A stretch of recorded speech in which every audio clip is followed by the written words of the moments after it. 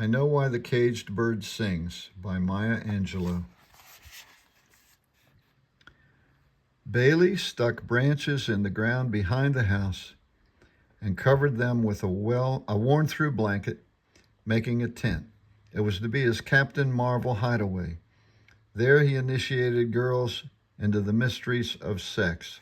One by one, he took the impressed, the curious, the adventurous into the gray shadows after explaining that they were going to play Mama and Papa. I was assigned the role of baby and lookout. The girls were commanded to pull up their dresses and then lay on top and wiggled his hips. I sometimes had to lift the flap, our signal that an adult was approaching, and so I saw their pathetic struggles even as they talked about school and the movies. He had been playing the game for about 6 months before he met Joyce. She was a country girl about 4 years older than Bailey. He wasn't quite 11 when they met. I'm going to read that again. She was a country girl about 4 years older than Bailey. He wasn't quite 11 when they met, whose parents had died, and she, along with her brothers and sisters, had been parceled out to relatives. Joyce had come to Stamps to live with a widowed aunt who was even poorer than the poorest person in town. Joyce was quite advanced physically for her age. Her breasts were not the hard little knots of other girls her age. They filled out the tops of her skimpy little dresses. She walked stiffly as if she were carrying a load of wood between her legs. I thought of her as being coarse, but Bailey said she was cute and that he wanted to play house with her. In the special way of women, Joyce knew she had made a conquest and managed to hang around the store in the late afternoons and all-day Saturdays. She ran errands for Mama when we were busy in the store and sweated profusely.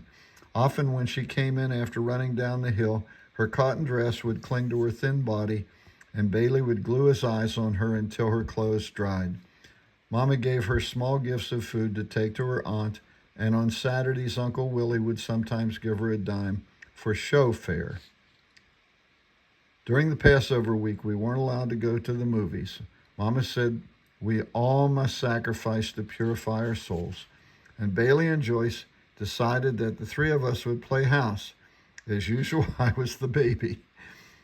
He strung the tent and Joyce crawled in first. Bailey told me to sit outside and play with my doll baby, and we went in and the flap closed. "Well, ain't you going to open your trousers?" Joyce's voice was muffled. "No, you just pull up your dress." There were rustling sounds from the tent, and the sides pooched out as if they were trying to stand up. Bailey asked, "What are you doing?" "Pulling off my drawers." "What for?" "You can't do it with drawers on." "Why not?" "How you going to get to it?" Silence. My poor brother didn't know what she meant. I knew. I lifted the flap and said, "Joyce, don't you do that to my brother." She nearly screamed, but she kept her voice low. "Margaret, you close that door." Bailey added, "Yes, close it. You're supposed to be playing with our doll baby." I thought he would go to the hospital if he let her do that to him, so I warned him. "Bailey, if you let her do that to you, you'll be sorry," but he threatened that if I didn't close the door, he wouldn't speak to me for a month, so I let the end of the blanket fall and sat down on the grass in front of the tent. This may contain information that's a little grown up, so if you're a kid, ask your mom. If not, here we go. Joyce poked her head out and said in a sugary white woman in the movies voice, "Baby, you go get some wood. Daddy and I are going to light a fire, and then I'm going to make you some cake." Then her voice changed as if she was going to hit me. "Go, get."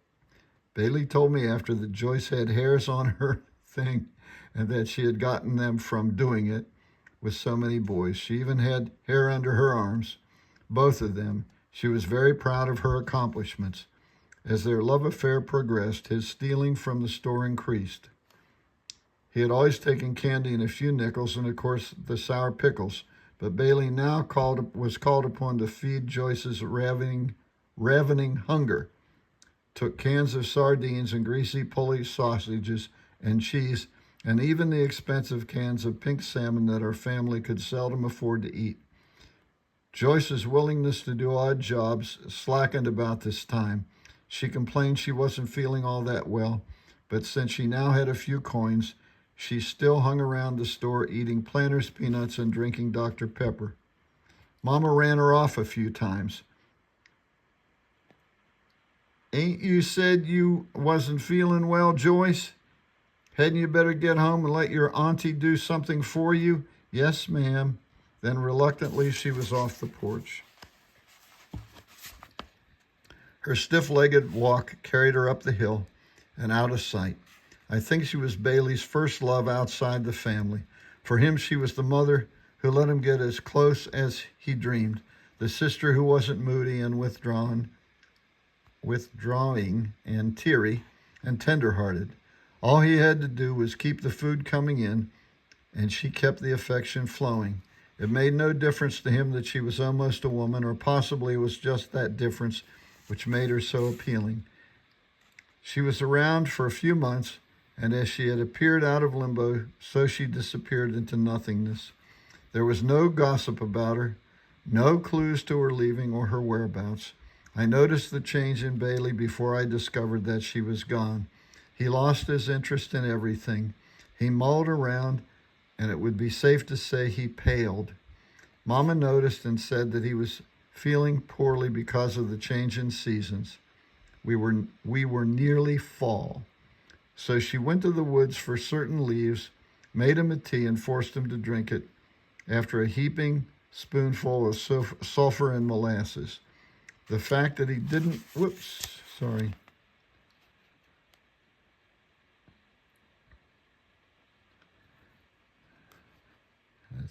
The fact that he didn't fight it, didn't try to talk his way out of taking the medicine, showed without a glimmer of doubt he was very sick. If I had disliked Joyce while she had Bailey in her grasp, I hated her for leaving. I missed the tolerance she had brought to him.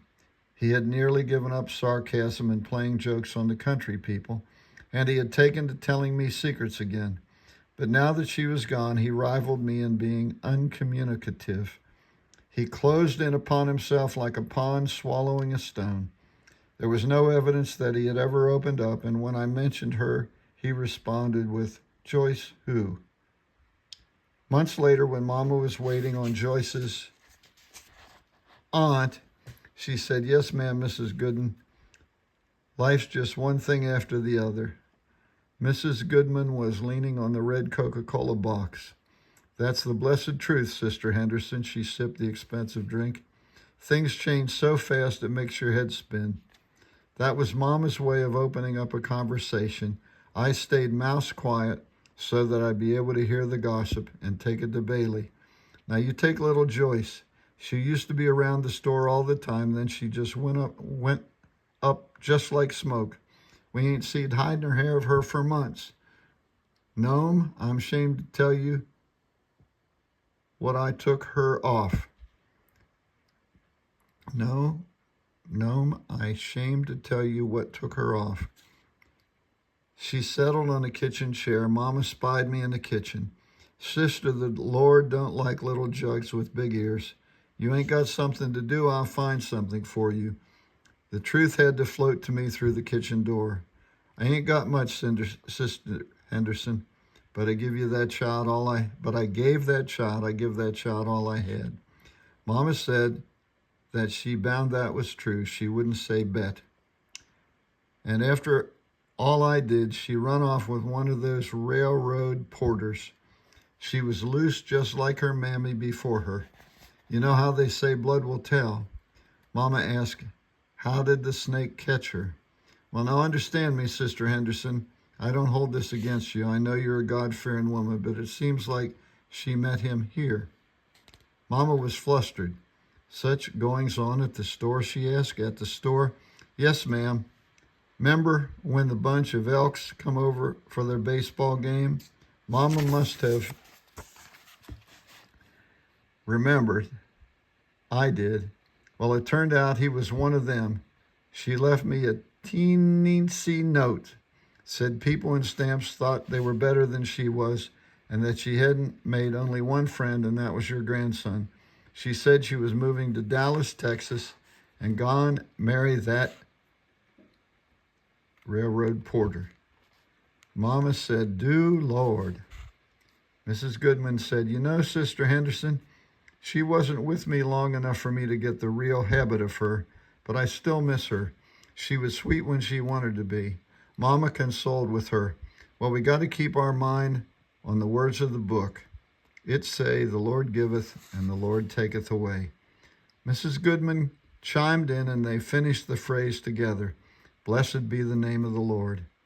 I don't know how long Bailey had known about Joyce, but later in the evening when I tried to bring her name into the conversation, he said, "Joyce?